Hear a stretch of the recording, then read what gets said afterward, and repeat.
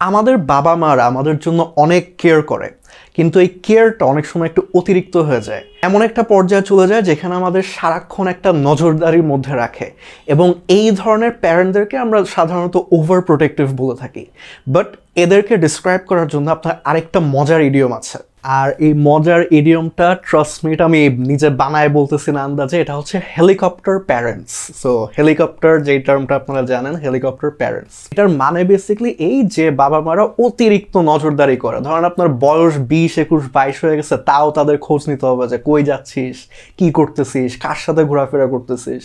অতিরিক্ত protective parents যারা, তো যখন বেসিক্যালি আপনি আপনার চাইল্ডহুড নিয়ে বা বেসিক্যালি আপনার প্যারেন্টস নিয়ে কিছু একটা ডিসক্রাইব করবেন, এটা অনেক সময় কিউ কার্ডে আসে বা পার্ট 1-এও জিজ্ঞেস করে। সো তখন আপনি তাদেরকে ডিসক্রাইব করতে গেলে এই টার্মটা ইউজ করতে পারবেন। সো এটার খুবই সিম্পল একটা এক্সাম্পল দেই।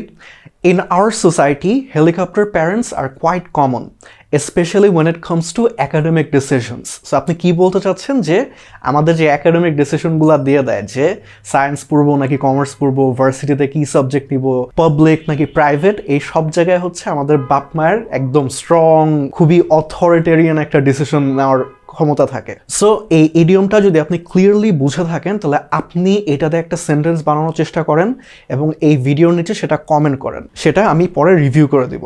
আমার নাম Nafi, and I'll see you on the next video.